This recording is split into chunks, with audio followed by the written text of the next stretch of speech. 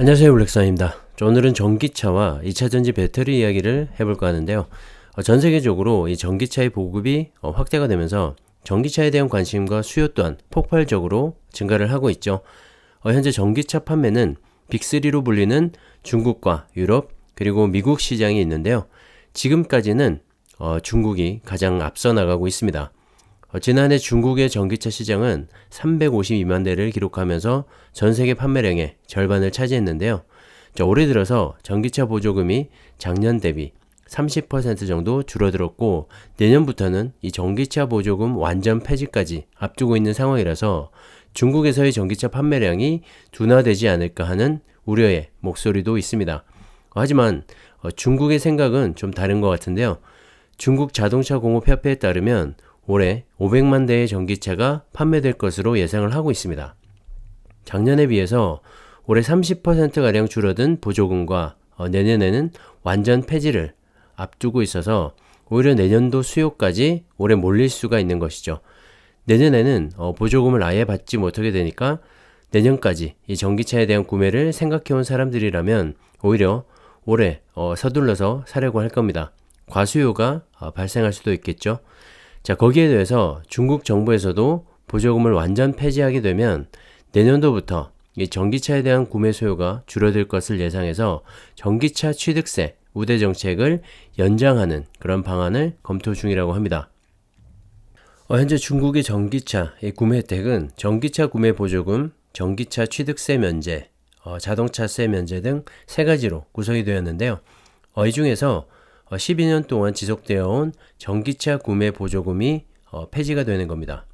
주행거리가 400km인 전기차의 보조금이 지난해 약 333만원에서 올해는 약 233만원으로 100만원 정도 줄어들었는데요. 자, 이런 구매 보조금은 안 받으면 좀 아쉽긴 하지만 몇천만원짜리 차를 구매하면서 이 정도 보조금을 받지 못한다고 전기차를 살 사람들이 차를 구매하지 않거나 하지는 않을 겁니다.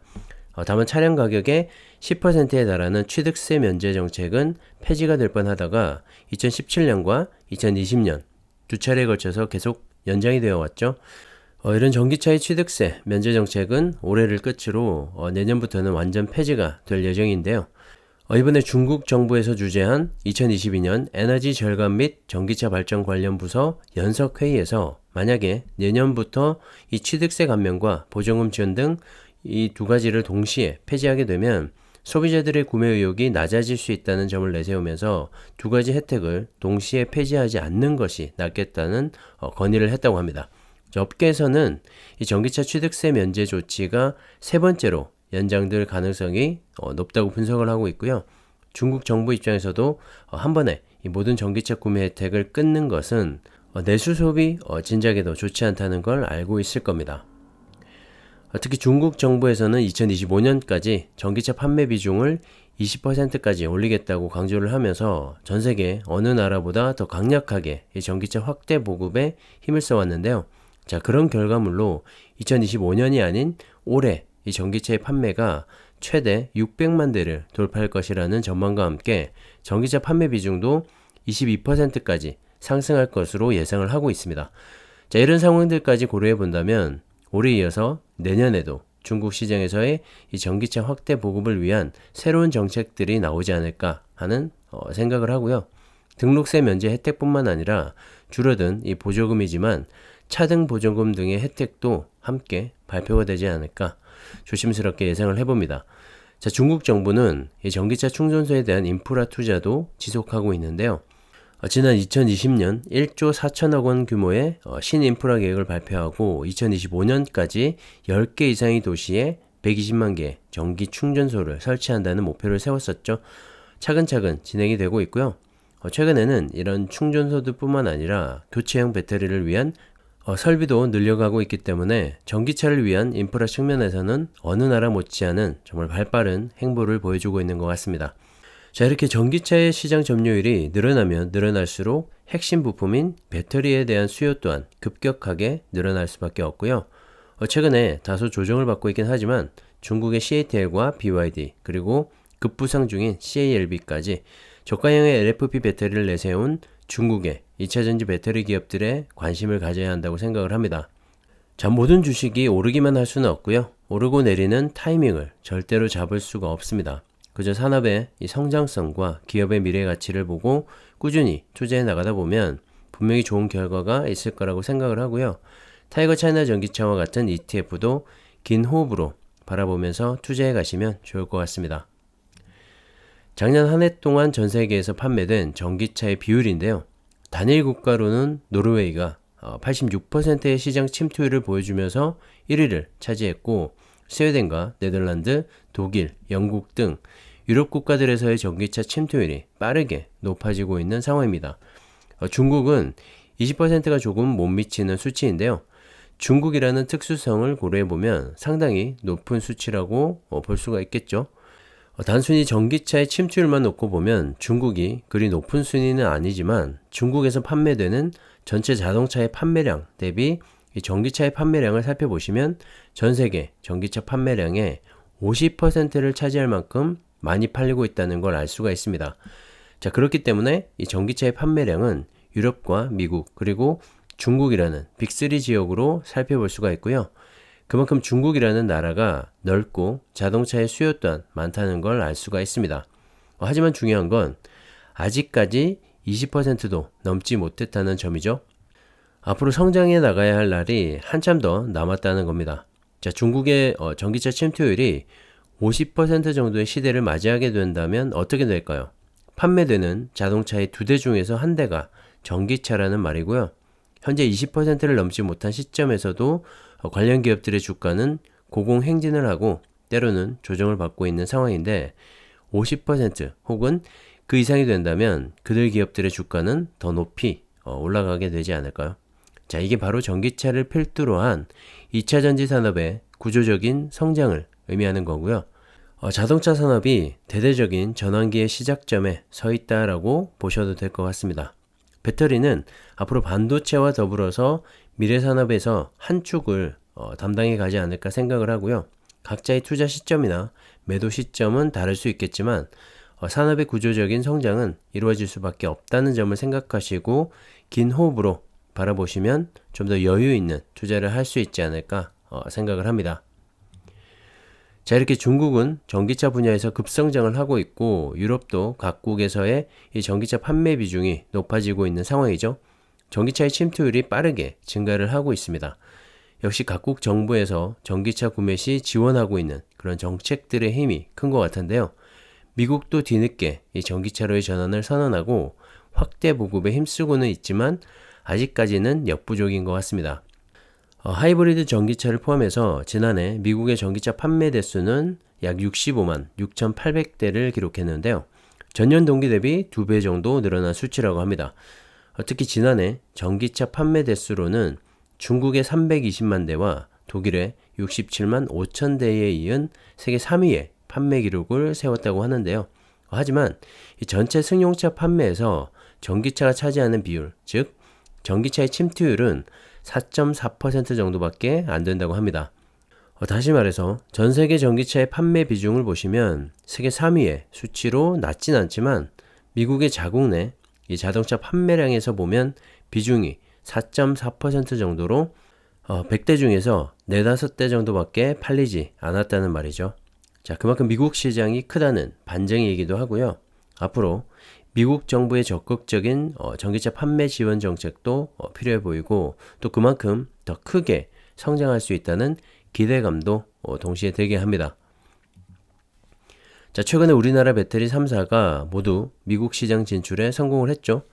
LG 에너지 솔루션은 GM, 스텔란티스와 그리고 SK온은 포드, 삼성 SDI도 스텔란티스와의 합작을 통해서 신규 공장 증설에 박차를 가하고 있는데요.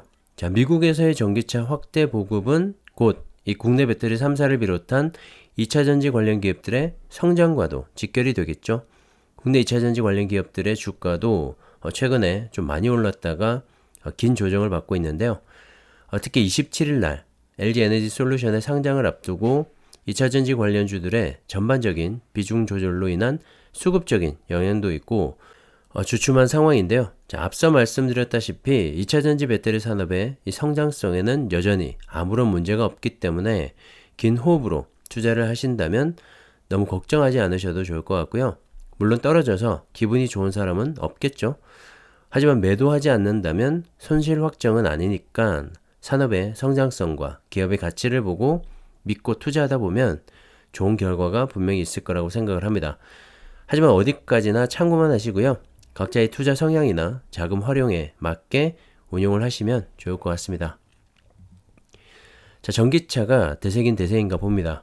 사상 최초로 유럽에서 전기차가 디젤차보다 더 많이 팔렸다고 합니다. 지난해 12월 영국을 포함한 18개 유럽 국가에서 판매된 차량 중에서 이 전기차의 비중이 디젤차를 넘어선 건데요. 전기차의 판매 비중이 20%로 19%를 차지한 디젤차를 근소한 차이로 넘어섰다고 합니다.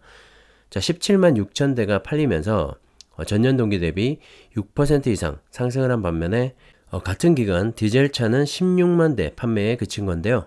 자, 유럽에서의 디젤차 사랑이 가장 높았던 점을 생각해보면 정말 많이 변했고 현재도 변하고 있구나 하는 걸 느끼게 됩니다. 2015년에 발생한 폭스바겐의 디젤 게이트 이후로 폭스바겐 역시 꾸준히 디젤차 판매 비중을 줄여왔고 유럽도 이 전기차 우대 정책을 발빠르게 추진을 하면서 현재 가장 높은 전기차 침투율을 보여주고 있는 것 같습니다. 역시 세금 정책이 가장 유효한 것 같은데요. 노르웨이 같은 경우 현재 내연기관 차량에만 세금을 부과하고 있죠. 전기차 침투율이 85%를 넘어설 만큼 전기차로의 전환이 가장 빠르게 일어나고 있는 이유이지 않나 생각을 하고요.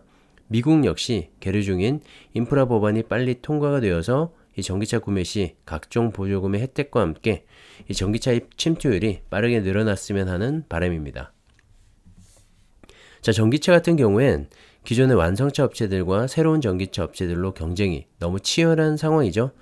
자, 그들을 고객으로 두고 있는 2차전지 배터리 기업에 투자를 한다면 좀 더 높은 수익률과 보다 안정적으로 중장기 투자를 이어갈 수 있지 않을까 생각을 합니다. 시대는 이미 변하고 있고요. 모두가 시장을 두려워할 때가 투자의 적기라는 말도 있으니까요. 여유 자금이 있다면 오히려 지금이 분할 매수에 가장 좋은 때이지 않나 생각을 합니다. 아니면 시장을 관망하면서 한 템포 쉬어가는 것도 괜찮으니까요. 참고하시면 좋을 것 같습니다. 자, 차이나 전기차는 오랜만에 반등을 보여줬는데요. 아직까지 멀었죠. 하락이 컸었기 때문에 이 정도 반등은 성에 차지 않습니다. 자, 그리고 국내 2차전지 관련해서는 2차전지 소재주의 대장이라고 할 만한 에코프로비엠의 악재가 있었죠.